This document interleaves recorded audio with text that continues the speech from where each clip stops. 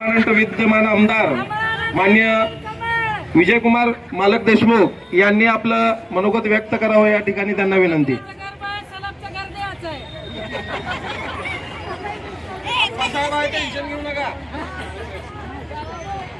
प्रभाग क्रमांक 1 च्या जनसंपर्क कार्यालयाच्या चारही उमेदवारांच्या कार्यालयाचं उद्घाटनला या कार्यक्रमाला उपस्थित असलेले भारतीय जनता पक्षाचे आमचे नेते माननीय कसबे साहेब व तसेच आत्ता ज्यांनी आपलं मार्गदर्शन केले आमचे सहकारी मित्र पिंटू अप्पा डावरे साहेब, या कार्यक्रमाला उपस्थित असलेले काशीद पैलवानजी, या प्रभाग क्रमांक 1 चे उमेदवार अविनाशजी पाटील व तसेच कणकेताई व तसेच आपल्या या काशीदताई व आपले या आमचे युवा नेते आपल्या सगळ्या गौतमजी कसबे साहेब, या चारही उमेदवारांच्या प्रचारार्थ आज ही जनसंपर्क कार्यालय या तीर्थ यांच्या घरच्या अंगणात हा कार्यालयाचं उद्घाटन आज झालेलं आहे। या कार्यक्रमाच्या निमित्तानं ज्यांनी आपल्या या निवडणुकीमध्ये आपली उमेदवारी मागे देऊन आम्हाला पाठिंबा दिला, जाधव साहेब यांचंही मी आभार मानतो। आणि या कार्यक्रमाला विशेष करून उपस्थित असलेले सगळे सन्माननीय माता बंधू भगिनी, आणि या आज प्रभाग क्रमांक आपल्याला सगळ्याला 15 तारखेला निवडणुकीच्या मतदान करायचं आहे।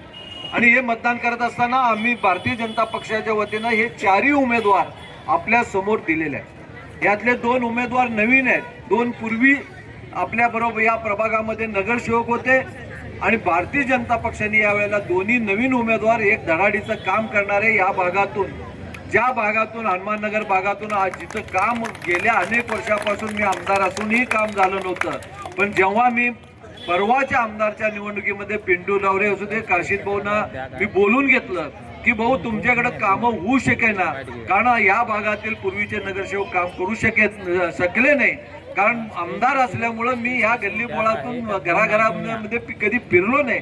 तुम्ही सगळ्यांनी आपल्याला साथ द्यायला पाहिजे। त्यावेळी आपले कसबे साहेब असू द्या, डावरे साहेब असू द्या किंवा काशीद साहेब असू द्या, ज्यांनी या भागातून फिरविलं, या भागातल्या समस्या सांगून घेतलं, एवढंच नाही तर निवडणुका झाल्यावर मी खरंच पिंटू भाऊचं मी आभार मानतो, कारण या भागातला ज्या माणसाला सातत्यानं आपलं आयुष्य घालवलं सर्वसामान्य गोरगरिबांच्या सेवेसाठी, त्यांनी आपली ही जाणीव या भागातल्या लोकांची ज्या अडीअडचणी होते, ड्रेनेज असू द्या, पिण्याचा पाण्याचा असू द्या, रस्त्याचा, त्याला निधी मंजूर करून घेऊपर्यंत त्यांनी पाठपुरवठा केला, आणि आमच्याकडनं आज निधी मंजूर केला आणि त्या कामालाही सुरुवात झालेली आहे। या काम करत असताना त्यांनी एवढंही म्हणलं की बाबा मला तुम्ही फक्त माझ्या या वस्तीमध्ये कामं व्हायला पाहिजे, आणि सर्वसामान्य माणसाला ज्या मूलभूत सुविधा त्या सुविधा मिळायला पाहिजे, मला कुठलं निवडणूक लढवायचं नाही, माझ्या घरातला कोणी माणूसही निवडणूक लढणार नाही, मला फक्त कामाची गरज आहे या वस्तीतनं।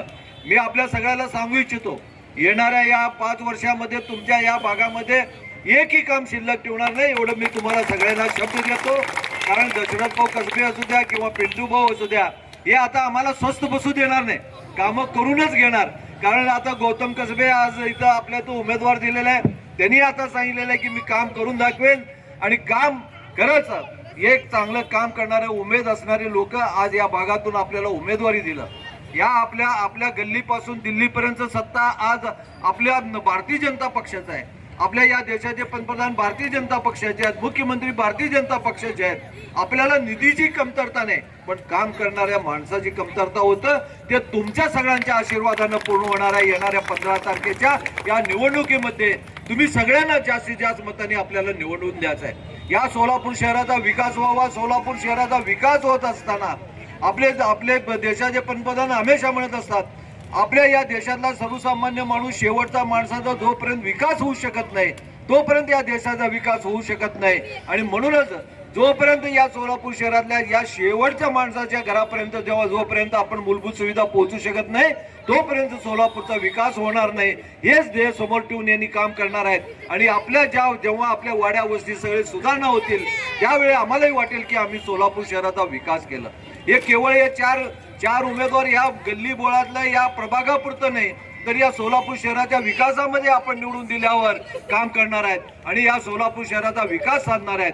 आपल्याला माहित आहे या सोलापूर शहरामध्ये अनेक विकासाचे कामं आपण आपल्या या राज्याचे मुख्यमंत्री देवेंद्रजी फडणवीस साहेबांनी दिलं किंवा आपल्या इथं पाण्याचा कमतरता होतं दुसरं दुहेरी पाईपलाईनचं पूर्ण झालेलं आहे. आता टाक्या नाही आहेत किंवा पाईपलाईनला काही पाईपलाईन कमी पडायला आले त्यासाठी जवळपास 900 कोटी रुपयाचं कामाचे टेंडर झालं तेही लवकरात लवकर चालू होणार आहे. ते काम पूर्ण झाल्यावर 1 दिवसाआड आपल्याला पाणी मिळणार आहे. एवढंच नाही तर अनेक गोष्टी या सोलापूर शहरातल्या ज्या आपण म्हणतो हाताला कामं नाहीत बेरोजगारी आहे IT पार्क नाही असं हमेशा कुठे गेलं तरी आपल्या सगळ्या माता बहिणींचा होता की आमचा मुलगा परगावी कामाला गेलेला आहे घरात कोणी राहत नाहीत आणि त्यामुळं आम्ही सगळ्यांनी मिळून आपले देवेंद्रजी फडणवीस साहेबांना आम्ही मागणी केलं.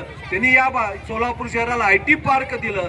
IT पार्क होत असताना असं म्हणण्यात आलं की विमान सेवा नाही म्हणून सोलापूरला IT पार्क येत नाही. विमान सेवा सुरू केलं. विमान सेवा आज मुंबईला असू द्या गोवाला असू द्या आज विमान सेवा रोज चालू आहे आणि त्यामुळे IT पार्क आणि नवीन नवीन उद्योगधंदे या सोलापूर शहराला येणार आहेत. आपण या सोलापूर शहरातली रस्ते असू द्या पिण्याचा पाण्याचा प्रश्न असू द्या ड्रेनेज असू द्या दिवाबत्ती असू द्या आरोग्य संदर्भात या कामं असू द्या ज्याप्रमाणे आपण काम करत चाललेलं आहे या सोलापूर शहराचा विकास हा शेवटच्या माणसापर्यंत पोहोचवण्याचं काम आम्ही सगळ्यांनी करणार आहोत आणि म्हणूनच मी सांगू इच्छितो की 15 तारखेला जो निवडणूक होणार आहे त्या 15 तारखेला आपण सगळ्यांनी या चारही उमेदवाराच्या कमळाच्या चिन्हाचं बटन दाबून आपण जास्तीत जास्त मतांनी निवडून द्यावं ही विनंती आपल्या सगळ्यांनाच मी करीत आहे.